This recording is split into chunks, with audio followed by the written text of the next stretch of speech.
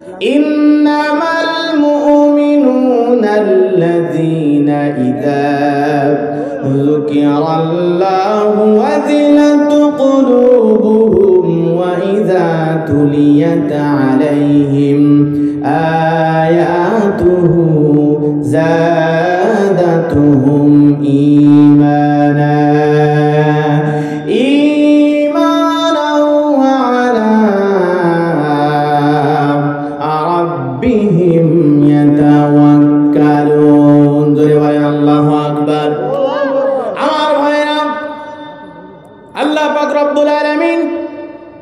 ইমানদারের বিষয়ে আয়াত নাযিল করে দিলেন। আল্লাহ রাব্বুল আলামিন ডাক দিয়ে বললেন, যারা ইমানদার হবে, যারা মুমিন হবে, এই মুমিনরা কেমন হবে? আল্লাহ রাব্বুল আলামিন কোরআনুল কারীমের ভিতরে বললেন, ইন্নামাল মুমিনুন, নিশ্চয় যারা মুমিন। নিশ্চয় যারা কি? জোরে বলেন, নিশ্চয় কি? নিশ্চয় যারা মুমিন। ইযা যুকিরাল্লাহু ওয়াজিলাত কুলুবুহুম, যখন মুমিনের সামনে আল্লাহর কথা বলা হয়, আল্লাহর কোরআনের কথা বলা হয়, তখন মুমিনের অন্তরটা প্রকম্পিত হয়। আল্লাহ রাব্বুল আলামিন বলেন, ওয়া ইযা তুলিয়াত আলাইহিম আয়াতুহু যাদাতুহুম ঈমানা, আল্লাহর ঘোষণা শোনার পর এই মুমিনরা, এই মুসলমান বান্দাগুলা যখন তাদের সামনে যারা খাঁটি মুসলমান হবে, যারা খাঁটি ইমানদার হবে, যারা খাঁটি মুমিন হবে, এই বান্দাগুলোর সামনে যখন আল্লাহর কোরআনের আয়াত তেলাওয়াত করা হবে, যখন আল্লাহর ঘোষণা তাদের সামনে চলে যাবে, এই বান্দাগুলো আল্লাহর কোরআনের আয়াত শোনার পরে তারা আর স্থির থাকতে পারে না। আল্লাহ রাব্বুল আলামিন বলেন, যাদাতুহুম ঈমানা, তখন মুমিনের ঈমানটা বাড়িয়ে দেন কে? জোরে বলেন, ঈমান বাড়িয়ে দেন কে? আল্লাহ রাব্বুল আলামিন মুমিনের ঈমানটা বৃদ্ধি করে দেন। রাব্বুল আলামিন ডাক দিয়ে বলেন, মুমিনের ঈমান আমি এত পরিমাণে বৃদ্ধি করে দেই, ঈমান বৃদ্ধি করে শেষ নয়। ও মুমিন, তোমরা শুনে রাখো, তোমরা যারা নিজেদেরকে ঈমানদার বলে দাবি করেছো, নিজেদেরকে যারা মুমিন বলে দাবি করেছো, দেখো তো পরীক্ষা করে তোমাদের ঈমানটা কতটুকু, তোমরা খাঁটি মুমিন হতে পেরেছো কিনা। আল্লাহ রাব্বুল আলামিনের আয়াত থেকে দেখো তো তোমাদের ঈমান কতটুকু আছে। রাব্বুল আলামিন বললেন, যারা ঈমানদার হয়, যারা মুমিন হয়, তাদের ঈমানকে আল্লাহ রাব্বুল আলামিন আল্লাহর আয়াত শোনার পর, আল্লাহর ঘোষণা শোনার পর তাদের ঈমানকে বৃদ্ধি করে দেন। ঈমান বৃদ্ধি করার পাশাপাশি আল্লাহ রাব্বুল আলামিন বলেন, ওয়া আলা রাব্বিহিম ইয়াতাওয়াক্কালুন। আল্লাহ রাব্বুল আলামিন বলেন, ওয়া আলা রাব্বিহিম ইয়াতাওয়াক্কালুন, মুমিনের ঈমান আমি এত পরিমাণে বৃদ্ধি করে দেই, এই ঈমান বৃদ্ধি পেতে পেতে এমন পর্যায়ে ঈমানটা চলে যায়, রব্বুল আলামিন বলেন, এই ঈমানের জোরে মুমিন তখন দুনিয়ার আর কারোর উপরে কোনো আশা ভরসা করে না। মুমিন তখন তার সকল আশা ভরসা করে একমাত্র কার উপরে? হৃদয়ে মুহাম্মদ, চেতনায় মুহাম্মদ, জীবনে মুহাম্মদ, মরণে মুহাম্মদ, স্মৃতিতে তায়েফ আমার, স্মরণে মুহাম্মদ, বেদনায় উহুদ আমার, প্রেরণায় মুহাম্মদ, হৃদয়ে মুহাম্মদ। কত ব্যথা কত ভাবে সয়েছো যে তুমি, তোমারি খুনে লাল তায়েফের ভূমি। কত ব্যথা কত ভাবে সয়েছো যে তুমি, তোমারি খুনে লাল তায়েফের ভূমি।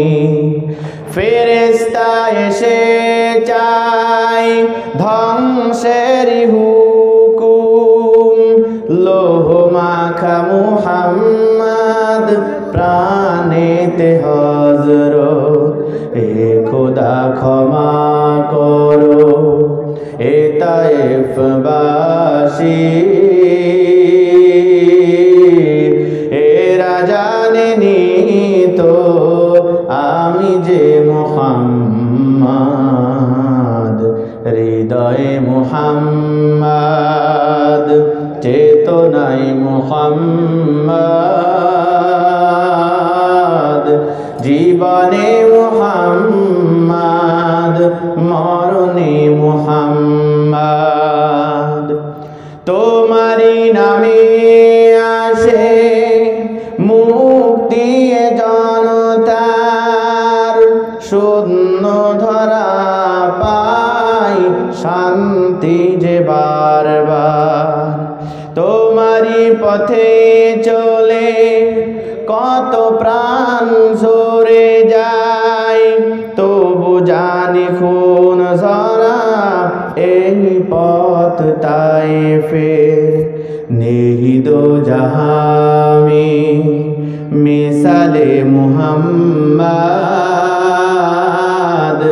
জামালে মুহাম্মদ, কামালে মুহাম্মদ, হৃদয়ে মুহাম্মদ। একজন খাঁটি মুসলমান, একজন খাঁটি ইমানদার কেমন হয় সে কথা আল্লাহ রাব্বুল আলামিন কোরআনুল কারীমের ভিতরে ঘোষণা দিয়েছেন। জোরে বলেন সুবহানাল্লাহ। প্রিয় হাজরিন, আল্লাহ পাক রব্বুল আলামিন কোরআনুল কারীমের ভিতরে আয়াত নাজিল করে জানিয়ে দিলেন যে ইমানদার কেমন হবে আর মুসলমান কেমন হবে। ইমানদারের ব্যাপারে আল্লাহ রাব্বুল আলামিন কোরআনের ভিতরে কি বলছেন লক্ষ্য করুন। আমার ভাইরা, আল্লাহ পাক রব্বুল আলামিন কোরআনুল কারীমের ভিতরে ডাক দিয়ে বলছেন, ইন্নামাল মুমিনুনাল্লাযীনা ইযা যুকিরাল্লাহু ওয়াজিলাত কুলুবুহুম ওয়া ইযা তুলিয়াত আলাইহিম আয়াতুহু যাদাতুহুম ঈমানা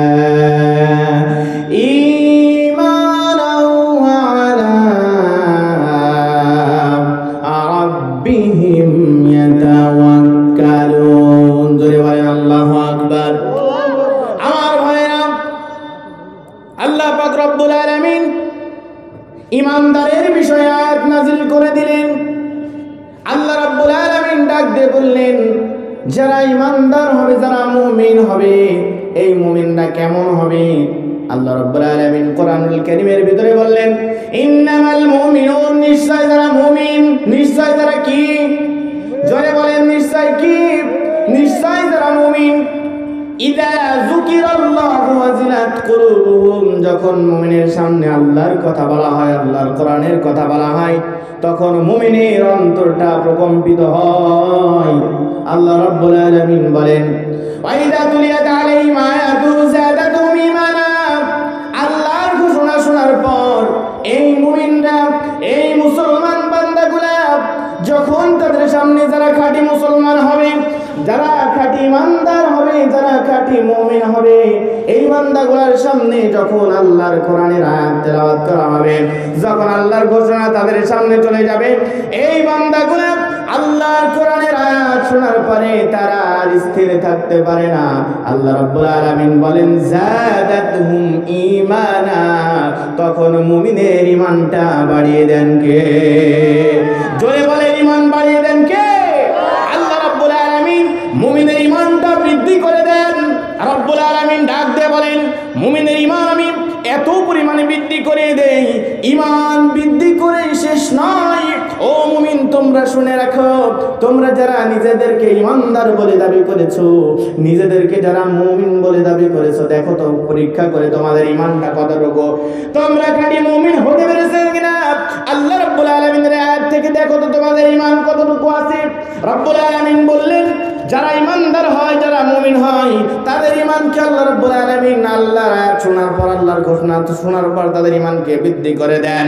ঈমান বৃদ্ধি করার পাশাপাশি আল্লাহ রাব্বুল আলামিন বলেন, ওয়া আলা রাব্বিহিম ইয়াতাওয়াক্কালুন,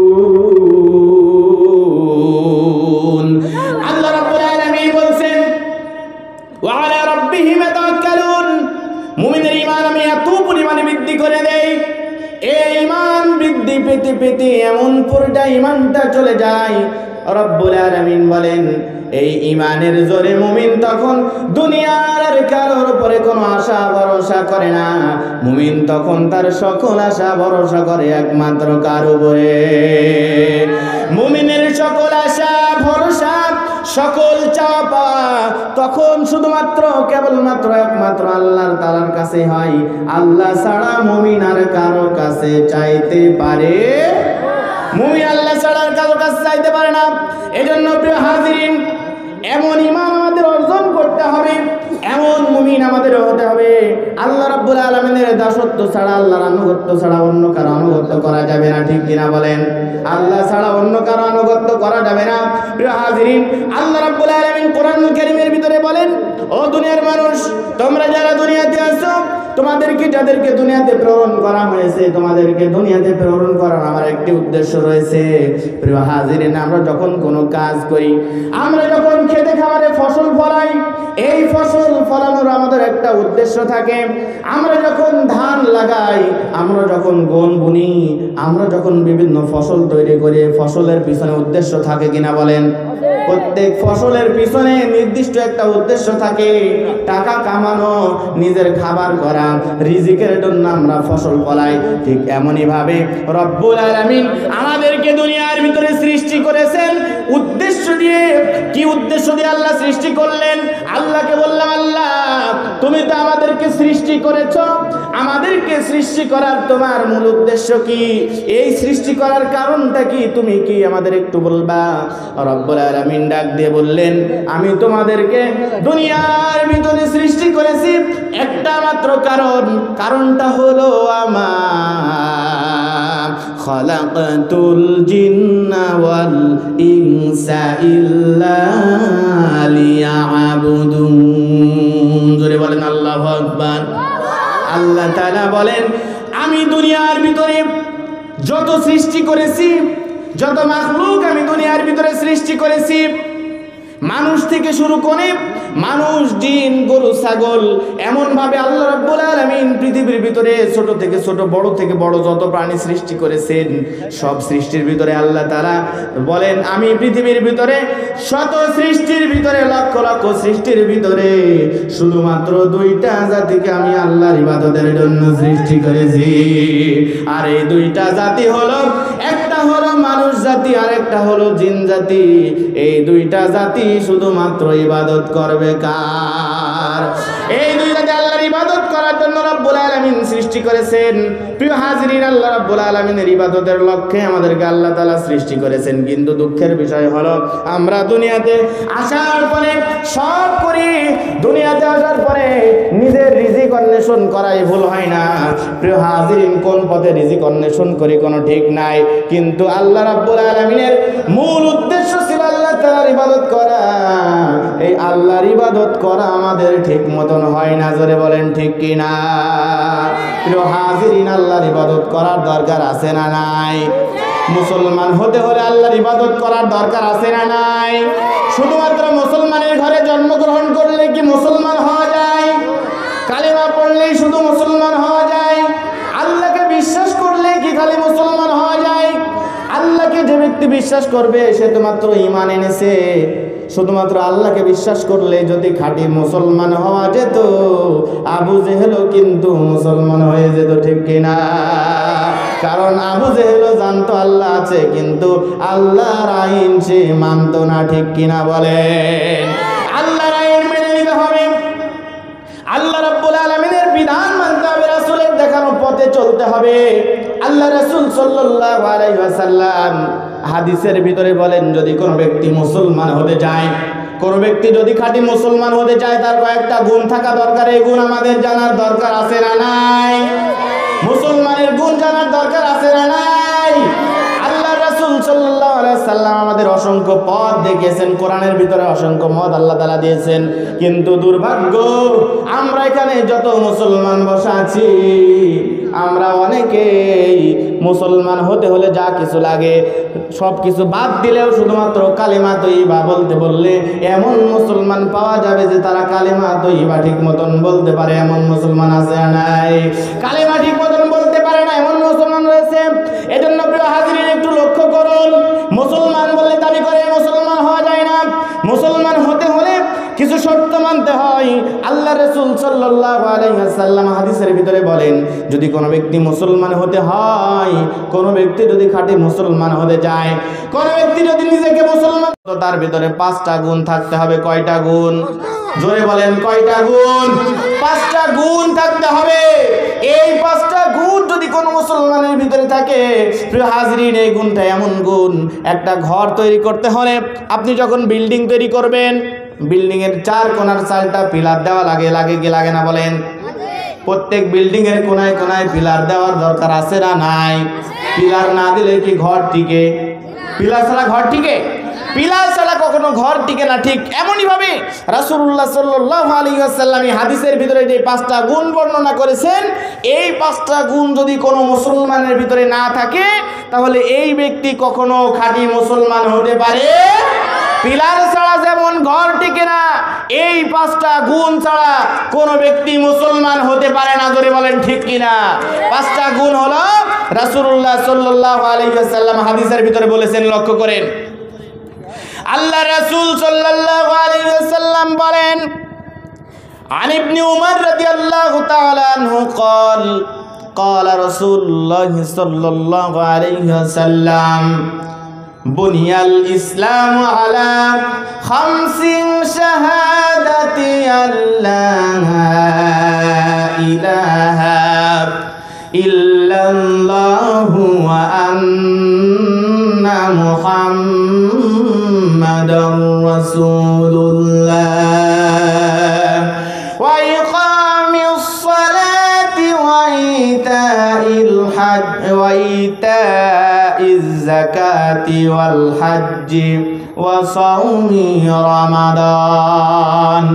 আল্লাহর হাবিব সাল্লাল্লাহু আলাইহি ওয়াসাল্লাম হাদিসের ভিতরে ডাক দিয়ে বলেন, যে কোনো ব্যক্তি যদি খাঁটি মুসলমান হতে হয়, সেই ব্যক্তির ভিতরে প্রথম নাম্বার যে গুণটা থাকতে হবে, সেই প্রথম নাম্বার গুণ হলো বুনিয়াল ইসলাম আলা 5টা গুণ হলো শাহাদাতি আল্লাহ ইলাহা ইল্লাল্লাহ ওয়া আন্না মুহাম্মাদার রাসূলুল্লাহ। প্রথম নাম্বার গুণ হলো আল্লাহ রাব্বুল আলামিনের উপর ঈমান আনতে হবে, বিশ্বাস করতে হবে আল্লাহ রব আমাদের মালিক, আমাদের প্রভু। কয়জন? জোরে বলেন, কয়জন? মালিক কয়জন? আল্লাহ কয়জন? জোরে বলেন, আল্লাহ একজন। এরপরে বিশ্বাস করতে হবে আন্না মুহাম্মাদুর রাসূলুল্লাহ, মুহাম্মদ সাল্লাল্লাহু আলাইহি ওয়াসাল্লাম হলেন আল্লাহর রাসূল। এই কথার উপর বিশ্বাস করতে হবে, এই কথার উপর ঈমান আনতে হবে। এই ঈমান আনতে পারলে মুসলমানের 1 নাম্বার গুণ মানুষের ভিতরে থাকবে। এজন্য প্রিয় হাজিরিন, 1 নাম্বার গুণ হলো আল্লাহ রাসূল, আল্লাহর উপরে এবং আল্লাহর রাসূলের উপরে ঈমান আনা, বিশ্বাস করা। ঈমান আনার পরে 2 নাম্বার গুণ হলো ইকামিস সালাহ, সমাজে নামাজ কায়েম করে দিতে হবে। দরকার আছে না নাই? নামাজ কি একা পড়তে হবে নাকি মানুষকে নামাজের দাওয়াতও দিতে হবে? নামাজের দাওয়াত দিতে হবে, নিজে নামাজ পড়তে হবে, অপরকে নামাজ পড়ার জন্য উৎসাহিত করতে হবে। এখানে বলা হচ্ছে ইকামিস সালাহ, সমাজে নামাজ কায়েম করা। এই নামাজ কি সমাজে কায়েম করতে হবে। সমাজে অন্যায় অত্যাচার থাকলে ওই অন্যায় অত্যাচারকে সমাজ থেকে দূরীভূত করতে হবে। প্রিয় হাজিরিন, একটা হাদিস মনে পড়ে গেল।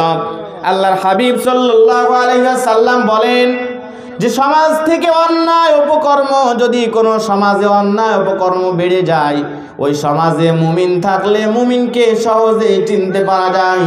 কারণ অন্যায় দেখে মুমিন কখনো স্থির থাকতে পারে না, ঠিক কিনা? আল্লাহ রাসূল সাল্লাল্লাহু আলাইহি ওয়াসাল্লাম বলেন, কোন সমাজে যদি একজন মুমিনের বসবাস হয়, আর ওই সমাজে ওই মুমিনের ঈমানটা যদি একদম 100 আল্লাহ রাব্বুল আলামিনের উপরে ঈমানটা অটল হয়, এই অটল ইমানের উপরে দৃঢ় ইমানে বিশ্বাসী ওই বান্দার সামনে আল্লাহ রাব্বুল আলামিনের গোলামের সামনে কোনো অন্যায় কাজ হলে এই আল্লাহর গোলামে অন্যায় কাজকে বাধা দেবে। জোরে বলেন ঠিক কিনা? আল্লাহ রাসূল সাল্লাল্লাহু আলাইহি সাল্লাম বলেন, যখন মুমিনের সামনে অন্যায় কাজ হয় তখন মুমিন এই অন্যায় কাজকে দেখার সাথে সাথে যদি তার ক্ষমতা থাকে এই অন্যায় কাজকে মুমিন তার হাত দ্বারা বাধা দেবে। কি দ্বারা বলেন? হাত দ্বারা অন্যায়কে বাধা দিতে হবে। কোন ব্যক্তি যদি অন্যায় দেখার পর এই অন্যায়কে হাত দ্বারা প্রতিহত করে, এই মুমিন, এই যে বান্দা হাত দ্বারা প্রতিহত করবে এই মুমিন হলো 1 নম্বরের খাঁটি মুমিন। জোরে বলেন ঠিক কিনা? কারণ খাঁটি মুমিন হলে অন্যায় কাজ দেখলে সে তখন স্থির থাকতে পারবে না, প্রয়োজনে সে হাত দিয়ে বাধা দেবে। জোরে বলেন ঠিক কিনা? আল্লাহ রাব্বুল আলামিন আমাদেরকে খাঁটি মুমিন হওয়ার তৌফিক দান করুক, বলছি আমিন। এজন্য প্রিয় হাজিরিন, প্রথম নম্বরে ঈমান যদি আমাদের না হয়, হাত দিয়ে বাধা দেওয়ার যদি ক্ষমতা আমাদের না থাকে, এরপরে রাসূলুল্লাহ সাল্লাল্লাহু আলাইহি ওয়াসাল্লাম 2 নম্বর পদ্ধতি দিলেন। 2 নম্বর পদ্ধতি হলো রাসূলুল্লাহ সাল্লাল্লাহু আলাইহি ওয়াসাল্লাম বলেন যে 2 নম্বর পদ্ধতি হলো ইমানদারের সামনে যখন কোনো অন্যায় কাজ হয়, ইমানদারের সামনে যখন ইসলাম বিদ্বেষী কোনো কাজ হয়, এই ইমানদার তখন এই অন্যায় কাজ দেখে সে চুপ থাকে না। অন্যায় কাজ দেখার সাথে সাথে সে তার সাধ্য অনুযায়ী সেখানে গিয়ে মুখ দিয়ে প্রতিবাদ করবে। কি দিয়ে প্রতিবাদ করবে? মুখ দ্বারা প্রতিবাদ করবে, মুখ দিয়ে নিষেধ করবে। এরপরে যদি এই মধ্যবিত্ত ঈমানও না থাকে, সর্বনিম্ন পর্যায়ের, অর্থাৎ যখন কোনো লাইট নষ্ট হয়ে যায় টিপ টিপ করে জ্বলে, এমন ঈমান যদি আমাদের হয়, তাহলে অন্যায় কাজ দেখার পরে রাসূল বলেন ওই একদম নিম্ন পর্যায়ের ঈমানদারও অন্যায় কাজ দেখার পর সেই অন্যায় কাজকে সে হাত দিয়ে বাধা দিতে পারলো না, মুখ দিয়ে বাধা দিতে পারলো না। ওই ঈমানদার হাত দিয়ে মুখ দিয়ে বাধা দিতে না পারলেও সে ওই অন্যায় কাজকে ঘৃণা করে অন্যায় কাজের স্থান থেকে সরে আসবে। তাহলে 3 নম্বর গুণ হলো অন্যায় কাজ দেখার পরে অন্যায় কাজের কাছ থেকে সরে আসতে হবে, সেখানে থাকা যাবে না। এটা হলো ঈমানের সর্বনিম্ন স্তর। এই 3টার ভিতরে যদি কোনোটা না হয়, রাসূল বলেন ওই ব্যক্তি কোনো সময় খাঁটি মুমিন হতে পারবে না। ঠিক কিনা বলেন?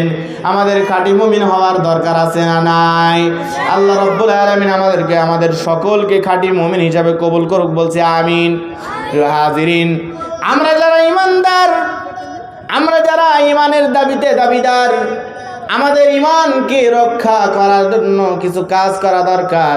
প্রিয় হাজিরিন, সমাজের সচরাচর এমন কিছু কাজ রয়েছে যে কাজগুলোর কারণে আমাদের ঈমানটা নষ্ট হয়ে যায়, আমরা বুঝতে পারি না। ঠিক কিনা বলেন? এর ভিতরে 1 নম্বর হলো যে কাজগুলা করলে আমাদের ঈমানটা নষ্ট হয়ে যায়, তার ভিতরে 1 নম্বর কাজ হলো আল্লাহ রাব্বুল আলামিনের সাথে কাউকে শরীক করা। জোরে বলেন ঠিক কিনা? আল্লাহর সাথে যদি কোনো ব্যক্তি শরীক করে, কোনো ব্যক্তি যদি আল্লাহর সাথে কাউকে শরীক করে ফেলে, ওই ব্যক্তির ঈমান থাকবে না যাবে? জোরে বলেন, থাকবে না যাবে?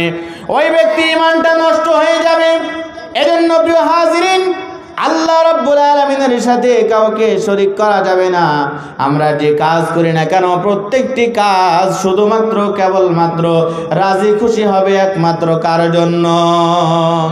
আমাদের সকল কাজ, সকল কর্ম একমাত্র আল্লাহর রাজি খুশির জন্য করতে হবে। অন্য কারো রাজি খুশির জন্য কোনো কাজ করলে ওই ব্যক্তি শিরকের ভিতরে নিপতিত হবে। আর আল্লাহ রাব্বুল আলামিন বলেন, যেই ব্যক্তি শিরিক করলো, ওই ব্যক্তি শিরিক করার কারণে ওই ব্যক্তি মুশরিক হয়ে গেল, আর ওই ব্যক্তির ঈমানদার থাকবে না। ওই ব্যক্তি মুশরিক হওয়ার কারণে ওই ব্যক্তি লাঞ্ছিত এবং অপমানিত হয়ে জাহান্নামে চলে যাবে। বলেন নাউযুবিল্লাহ। এজন্য প্রিয় হাজিরিন, আমরা যত ইবাদত বন্দেগি করি সব ইবাদত বন্দেগি আল্লাহর জন্য হতে হবে। আল্লাহ ছাড়া অন্য কারোর জন্য ইবাদত বন্দেগি করা যাবে না। আল্লাহ রাব্বুল আলামিন বলেন, যারা ইবাদত বন্দেগি আল্লাহ ছাড়া অন্য কারোর জন্য ইবাদত বন্দেগি করে ব্যক্তির ঈমান নষ্ট হয়ে যাবে। আল্লাহ বলেন, ওয়ালা তাজআল মা'আল্লাহি ইলাহান আখার ফাতুলকা ফি জাহান্নামা মালুমান মাদহুরা। আল্লাহ রাব্বুল আলামিন বলেন, আল্লাহ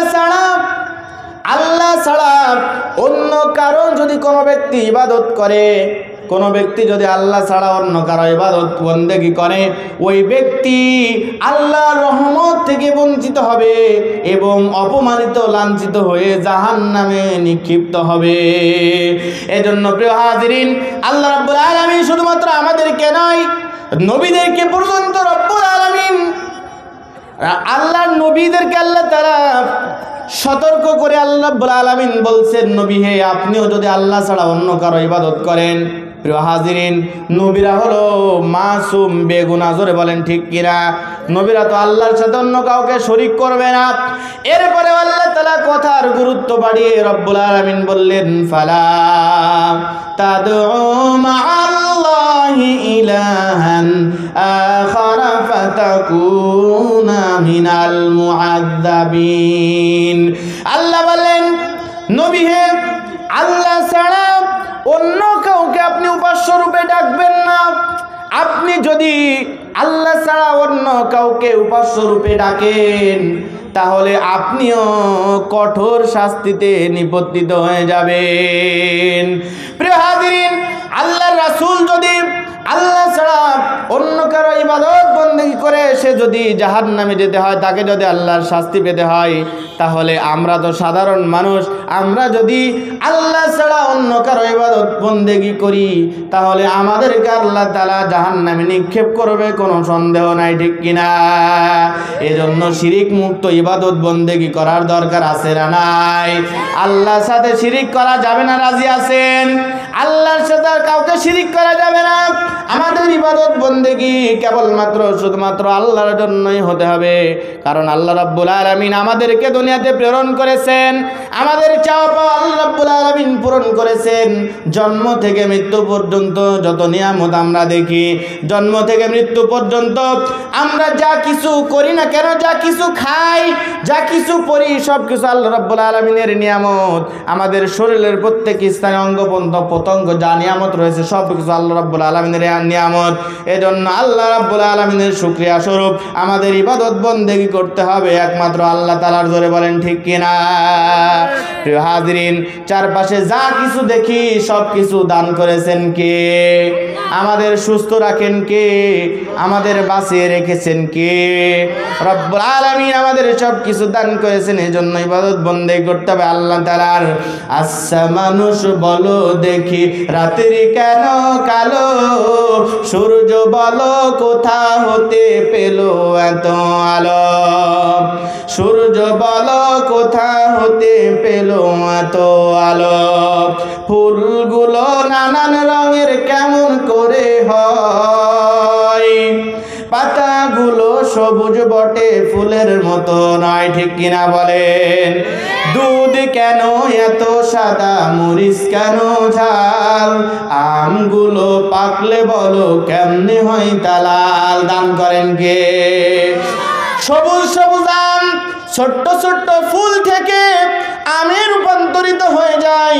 আবার এই আম যখন পাকার সময় হয়ে যায়, আমের রংটা কত সুন্দর হয়ে যায়। রং দান করেন কে? সবকিছু দান করেন আল্লাহ রাব্বুল আলামিন। আবার পশু পাখি কয় না কথা, মানুষ কেন কয়? বলো বলো বলো মানুষ এসব কেমন করে হয়? ভাবি সবই মহান প্রভুর দান, নত শিরে সেজদা করো ওহে মুসলমান, ওহে মুসলমান। ধরে বলেন সুবহানাল্লাহ। তাহলে সিজদা করতে হবে আল্লাহ রাব্বুল আলামিনকে। শুকরিয়া স্বরূপ আল্লাহ রাব্বুল আলামিন আমাদের যত নিয়ামত দিয়েছেন এই নিয়ামতের শুকরিয়া আদায় শেষ করে পারা যাবে না। যত নিয়ামত আল্লাহ তাআলা দান করেছেন এই নিয়ামতের শুকরিয়া আদায় করে শেষ করা যাবে না। আল্লাহ রাব্বুল আলামিন বলেন এই নিয়ামতের শুকরিয়া যদি কোনো ব্যক্তি আদায় করতে চায়, সারা পৃথিবীর যত গাছ আছে এই গাছগুলোকে কলম বানিয়ে পৃথিবীর ভিতরে যত পানি আছে সব পানিকে কালি বানিয়ে যদি কোনো ব্যক্তি আল্লাহর প্রশংসা করা শুরু করে, আল্লাহর প্রশংসা করে শেষ করতে পারবে না। জোরে বলেন ঠিক কিনা? এজন্য জীবনের শুরু থেকে শেষ পর্যন্ত ইবাদত বন্দেগী করব কার?